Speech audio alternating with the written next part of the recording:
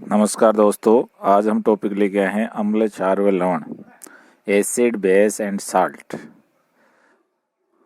अम्ल स्वाद में खट्टे होते हैं। जितने भी पदार्थ खट्टे होते हैं उन सब में अम्ल पाया जाता है।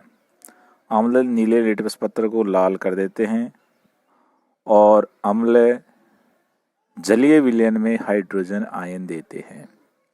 यानी कि जब भी अम्ल को जल में घोलते हैं तो H+ आयन देते हैं और उनको यदि वो जल के साथ क्रिया कर लेते हैं तो उसको हाइड्रोनियम आयन बोला जाता है, H3O+। अम्ल का pH मान 7 से कम होता है। जो pH पैमाना होता है वो 0 से लेकर 14 तक होता है और उसका जो 7 नंबर का पॉइंट होता है वो बिल्कुल उदासीन होता है, न अम्ल को बताता है न क्षार को बताता है। और 7 से कम वाले जो अंक हैं वो अम्ल को दर्शाते हैं, इसलिए अम्ल का pH मान 7 से कम होता है। अम्ल 2 प्रकार से अपन विभाजित कर सकते हैं, एक प्रबल अम्ल और दूसरा दुर्बल अम्ल। प्रबल अम्ल जो जल में घुलकर पूरी तरह विभाजित हो जाते हैं और पूर्ण रूप से हाइड्रोजन आयन देते हैं, उन्हें प्रबल अम्ल कहते हैं।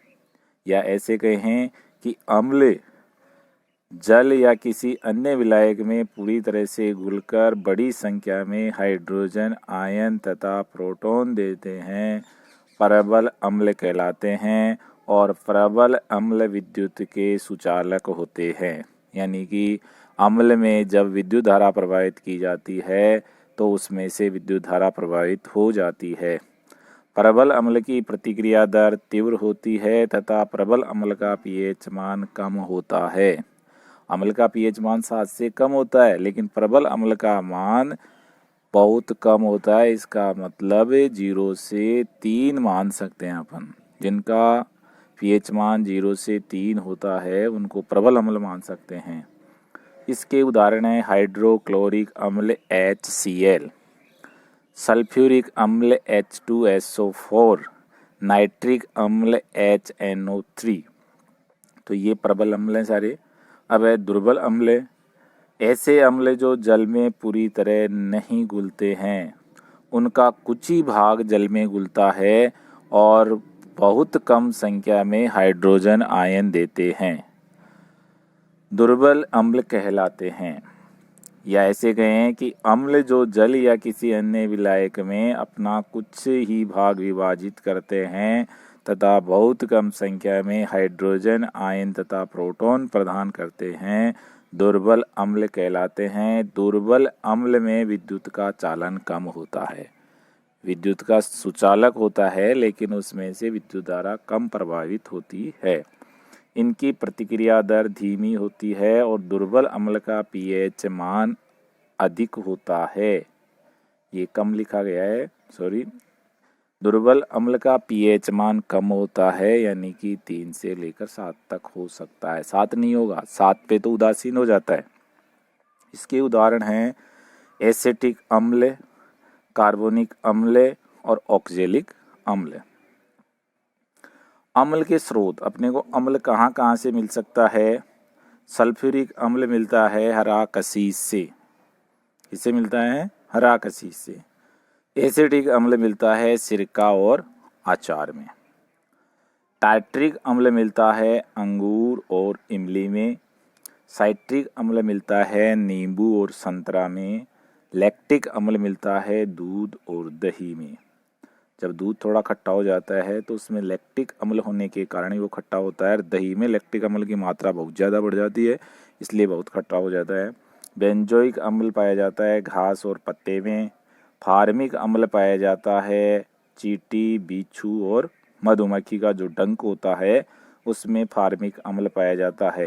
मैं आपको एक बात बता दूं, जब भी कोई बिच्छू या मधुमक्खी काट दे तो आपको उसके इलाज के लिए या उसके उपचार के लिए किसी बेस का विलयन लगाना चाहिए, क्योंकि इसमें एसिड होता है और जब बेस का विलयन हम लगाएंगे तो वो बेस और अम्ल यानी कि एसिड और बेस क्रिया करके लवण बना देंगे और लवण अपने शरीर के लिए हानिकारक नहीं होता है।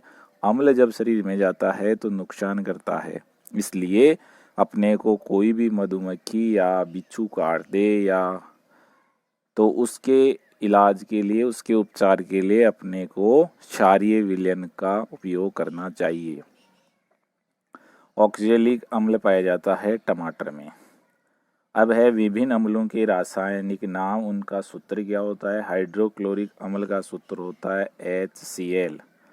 सल्फ्यूरिक अम्ल का सूत्र होता है H2SO4 और नाइट्रिक अम्ल का सूत्र होता है HNO3 और फास्फोरिक अम्ल का सूत्र होता है H3O4P। अब है सारक। ब्रनस्टेड और लोरी के अनुसार, एक वैज्ञानिक है, उसने ये परिभाषा दी थी कि सार एक ऐसा पदार्थ है जो अम्लीय पदार्थों को OH दान कर देता है। यानी कि यदि अम्ल और क्षार को मिलाते हैं तो अम्ल का H और क्षार पदार्थ का OH दोनों मिलकर जल बनाते हैं। यानी कि अम्ल को ये क्या देता है, OH- देता है। अर्थात ऐसे बोल सकते हैं कि क्षार जलीय विलयन में OH- आयन देते हैं। क्षार स्वाद में कड़वे होते हैं, यदि उनका स्वाद चखा जाए तो वो कड़वे होते हैं। क्षार लाल लिटमस पत्र को नीला कर देते हैं। उसमें आया था कि अम्ल नीले लिटमस पत्र को लाल करते हैं, जबकि क्षार लाल लिटमस पत्र को नीला करते हैं। क्षार अम्ल के साथ क्रिया करके लवण और जल बनाते हैं। क्षार अम्ल के साथ क्रिया करके लवण और जल बनाते हैं। इसके उदाहरण है क्षार के अमोनिया, जिसका सूत्र NH3, पोटेशियम हाइड्रोक्साइड KOH, इसको कास्टिक सोडा भी बोला जाता है। सोडियम कार्बोनेट Na2CO3, इसको धावन सोडा जो कपड़े धोने के काम में लिया जाता है उसका सूत्र होता है Na2CO3। सोडियम हाइड्रोक्साइड NaOH और सोडियम बाइकार्बोनेट NaHCO3, इसको बोला जाता है मीठा सोडा या खाने का सोडा। अब है क्षार को भी दो भागों में विभाजित किया जा सकता है, प्रबल क्षार और दुर्बल क्षार। प्रबल और दुर्बल क्षार की क्षमता क्षार को जल में घोलने से प्राप्त हाइड्रोक्साइड आयनों की मात्रा पर निर्भर करता है, कि हाइड्रोक्साइडों की संख्या कितनी है उसके ऊपर निर्भर करता है। प्रबल क्षार ऐसे क्षार जो जल में घुलकर पूर्णतः विभाजित होकर हाइड्रोक्साइड आयन देते हैं। हाइड्रोक्साइड आयन का मतलब होता है OH- आयन, वो प्रबल क्षार कहलाते हैं। सोडियम हाइड्रोक्साइड इसका उदाहरण है NaOH। पोटेशियम हाइड्रोक्साइड इसका उदाहरण है KOH। ये सब प्रबल क्षार के उदाहरण हैं। अब है दुर्बल क्षार। ऐसे क्षार जो जल में पूर्णतः विभाजित नहीं होते हैं, आंशिक रूप से विभाजित होकर हाइड्रोक्साइड आयन देते हैं, दुर्बल क्षार कहलाते हैं।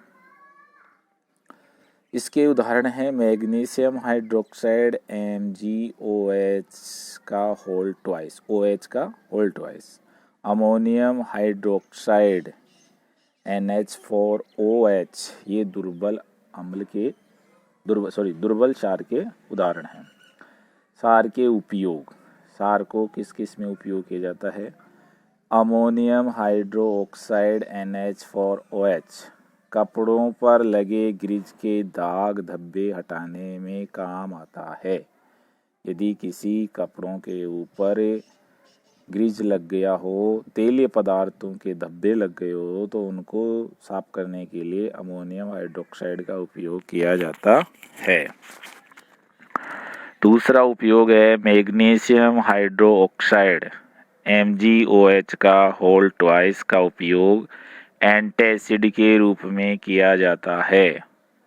यानी कि यदि पेट में जलन हो जाए और पेट में अपच हो जाए तो उसके उपचार के लिए मैग्नीशियम हाइड्रोक्साइड का उपयोग किया जाता है।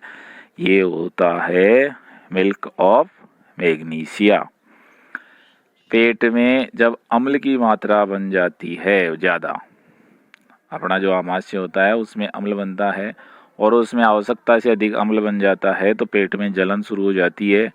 तो पेट में अम्ल बन गया, अपन MgOH का होल ट्वाइस लेंगे यानी कि मैग्नीशियम हाइड्रोक्साइड लेंगे, तो अम्ल और क्षार दोनों क्रिया करके लवण और जल बना देंगे और जो जलन हो रही है पेट में वो खत्म हो जाएगी।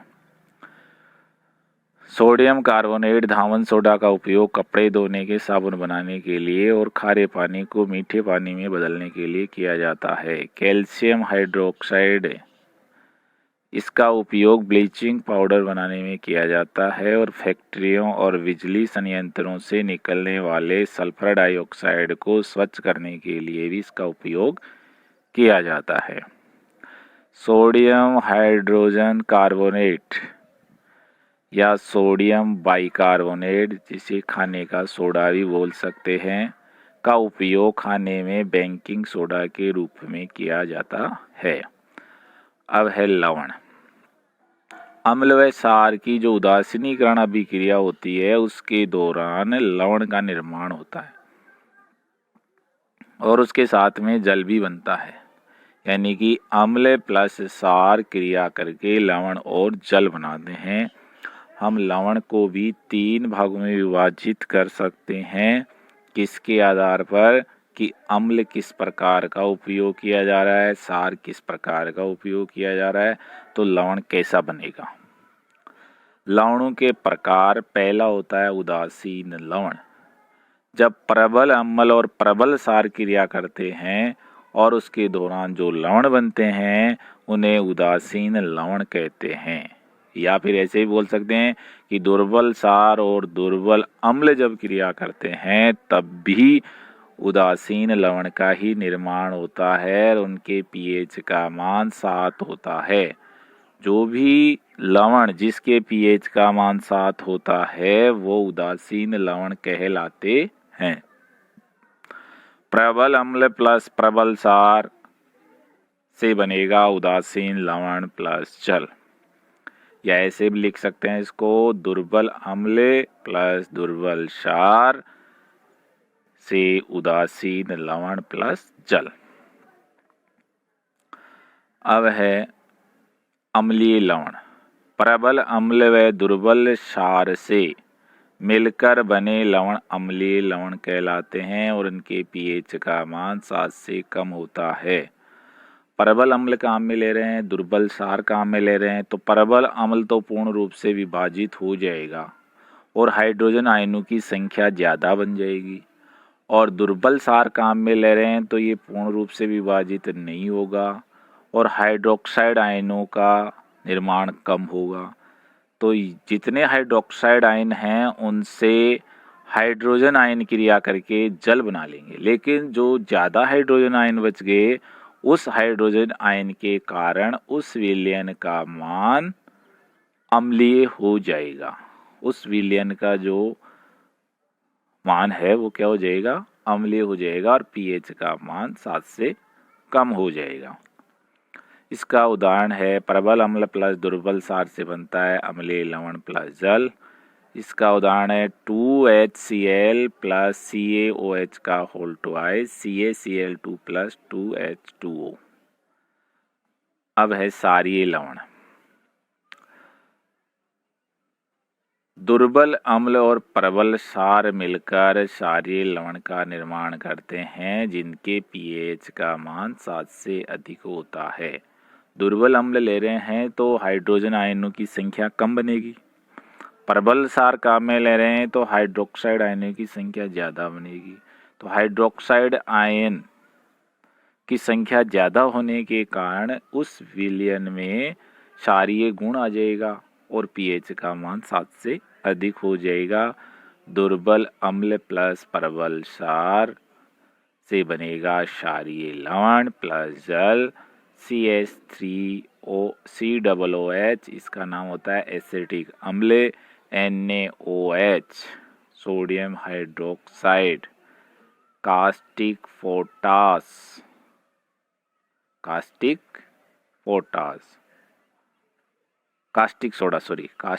सोडा इसको बोलते हैं, caustic soda. CH3COONA plus H2O। तो ये जो अम्ल बनेगा उसका गुण होगा क्षारीय। तो हम अम्ल, क्षार और लवण पढ़े, इनमें बार बार हमने जिक्र किया है पीएच का। पीएच अम्ल और क्षार को मापने का एक पैमाना होता है, स्केल होता है। उसके ऊपर 0 से लेकर 14 तक के अंक अंकित होते हैं, 0 से लेकर 14 तक। उसका जो मिडिल पॉइंट है, बीच का जो बिंदु है, वो उदासीन बिंदु कहलाता है। यदि किसी विलयन का पीएच 7 है तो वो न अम्लीय होगा न क्षारीय होगा। कैसा होगा? उदासीन विलयन होगा। और यदि उस पीएच पैमाने में किसी विलयन का मान 7 से कम है, इसका मतलब उस विलयन का गुण कैसा होगा? अम्लीय होगा। और यदि किसी विलयन के उस पैमाने पर पीएच का मान 7 से लेकर 14 तक होगा तो उसे कहेंगे क्षारीय विलयन। ओके, धन्यवाद। आप इसको देखते रहें और इसको लाइक करें, शेयर करें, कमेंट्स करें, सब्सक्राइब करें। थैंक यू, धन्यवाद।